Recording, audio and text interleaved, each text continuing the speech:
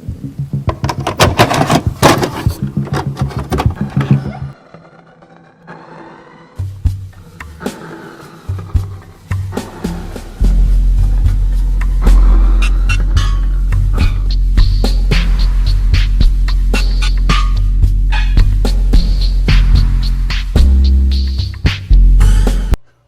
gonna be talking about Dante's Inferno.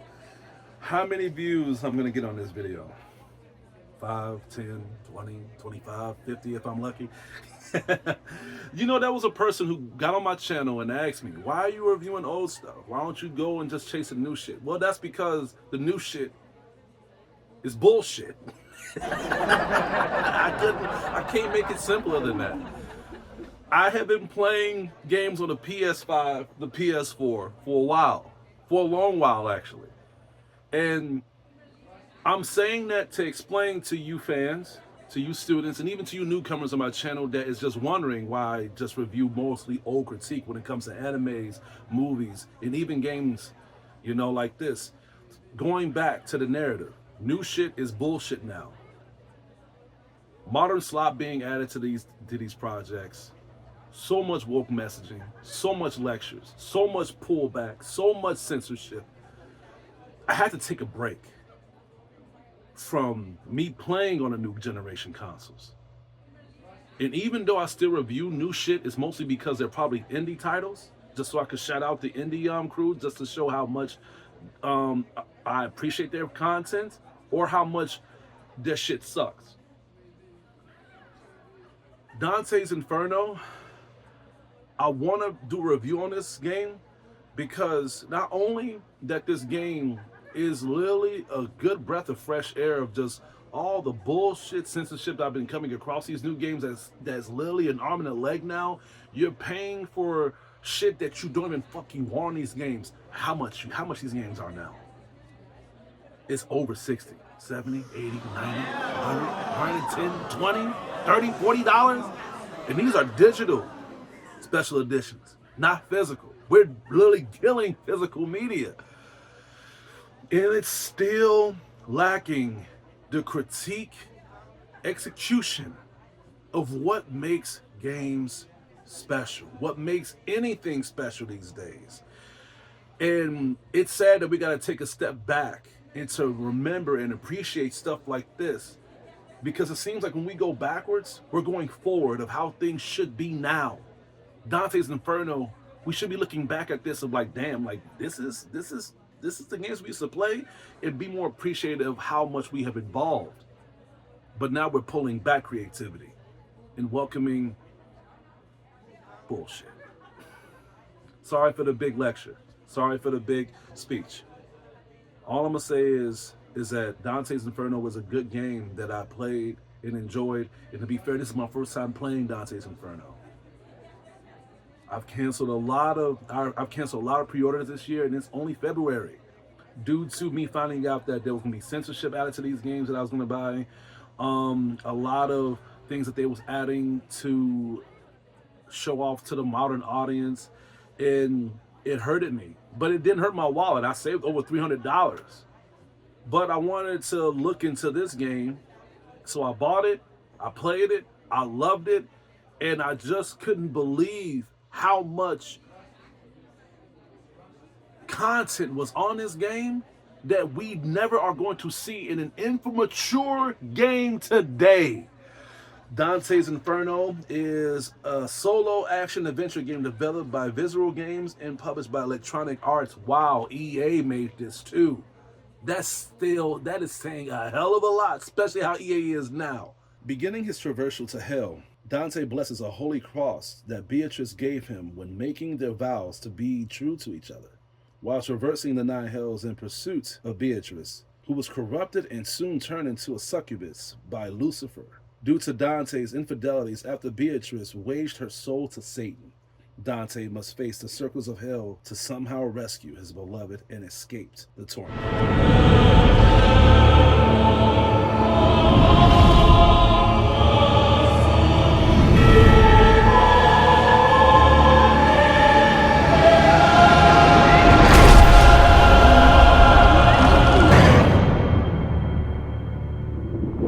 Yeah, again, this is my first time playing Dante's Inferno, and when I was hearing people talk about this game a while back, I literally I got over the hype because I didn't know nothing about Dante's Inferno. I was into the God of War phase, so when I saw Dante's Inferno, I was like, "What is this? A ripoff?"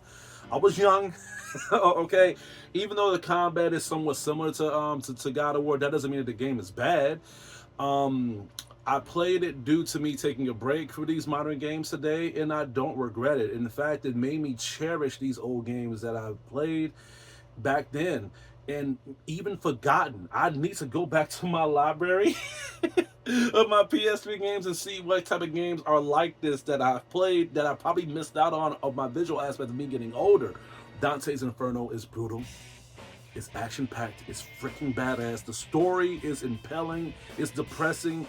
It is very overwhelming when it comes to you playing as Dante. And I just like the story of this. It reminds me so much of X-Trump, where you literally go through a fictional aspect of you trying to condemn or bless your former self of what you have been going through over the last years that shaped your character. But the difference between Dante's Inferno and X-Trauma is that this is about a man who was half broken by excusing himself through religion, thinking that everything is good, and Beatrice is one of the victims of his own choices. I love this game. And the crazy thing about this game is that I played it, I played the hell out of it, I played the hell out of the story multiple times to the point where I am at my, like, I bought like so many controllers. I bought like I bought like so many damn controllers because they keep fucking breaking. They keep freaking breaking on me because I guess they're wearing and tearing on me. Or maybe because I was just so hooked of the gameplay mechanics and just the combat and just me getting pulled in of just the gore, me ripping motherfuckers apart. I haven't played a game like this in a long time. If I was able to stream this game, y'all would have just seen how hyped I was. Or listen to people who play Dante's Inferno. They'll be on my side. The game picks up at a very fast pace, but the pace where we begin to pick up of what we are witnessing with Dante's character. It shows the beginning of the game where he is in the middle of medieval times when it comes to him trying to witness what's going on before him. And what really shocked me the most is they showed a very gruesome cutscene where he was sewing a cross on his chest and he's just screaming and looking at God.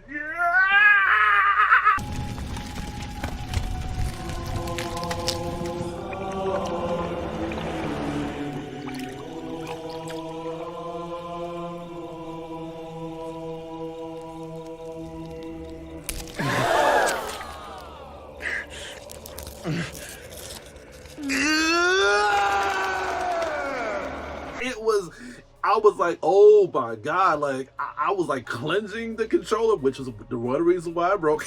And I'm like, I didn't even do anything yet and I'm already getting hooked. But we need stuff like this, okay? We need we need introductions like this to show what we're getting ourselves into. They showed the gore, they showed the deep detail of just what we're going to get buckled into if we're strapped on this ride. That cutscene was not just us witnessing Dante's pain and just his compassion to God and just him being faithful to his own beliefs, but at the same time, it showed us, if you are in this roller coaster, you better leave now if this shit is too much for you. It was too much for me, but at the same time, I wanted to see how the ride is gonna take me. And the ride begins when we witnesses Dante's personal loss of Beatrice when she loses her life in an very gruesome circumstance and her soul has been plagued to the underworld, and you begin to hear Satan and his minions literally telling Dante, she's mine now. Her soul is mine. You are going to sit here and you are going to spend the rest of your life wondering in regret that she is the reason why you are suffering, and she's gonna suffer for the rest of her life in the depths of hell. And the problem is, she won't die. She will continue living soulless because of your own choices, Dante. Dante can't take it. Dante flips out. He's like, no, I can make this right, Beatrice. I can make this right. Please. But it's too late. She's already dead. So what is he gonna do? Chase her in the bounds of hell?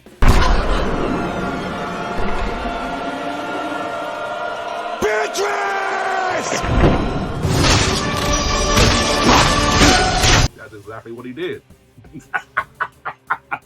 He literally runs and chases her into the hell portal. Even though I was like, wait a minute, Lucifer, you left the damn door open for him to go through it? Why you just didn't lock it? But I guess he did that just to make Dante as an example. You in my turf now. And I'm going to give you a taste of what happens when you go in my house uninvited. He literally tosses Dante into these gates, these stages of hell. And I was traumatized of how hell was looking on this game. I mean, anything you can think of, the darkest things, the tormented things, the gross things, the sexual things, all this shit is in this game. And by you being Dante, you really feel bad for him because it's like, you know what, maybe we should fucking leave. I mean, I played this with headphones and you hear like there's like scenes in the background, like, you know, like horrid music in the background, which I love the soundtrack. I love the Dante's Inferno soundtrack. It's nice. It is very energizing, especially when you go across these demons and devils and when they have their own little theme of combat, you know, music. But you mostly hear screaming in the background. You hear agony. You hear people crying. You hear people asking for help. You hear women begging and pleading for mercy as if they're getting tortured or they're getting raped. I'm like, what the fuck is going on? But it shows you how much detail they put into this game of you showing yourself and the fans. You in hell, you are not just gonna see it, you are gonna witness it, you're gonna hear it. And there's no time for you to rest. You gotta keep moving. And even if you stand still, you're gonna hear you're gonna hear people dying in front of you, even though you don't see it. This gave me nightmares, and I'm not joking, I'm not exaggerating.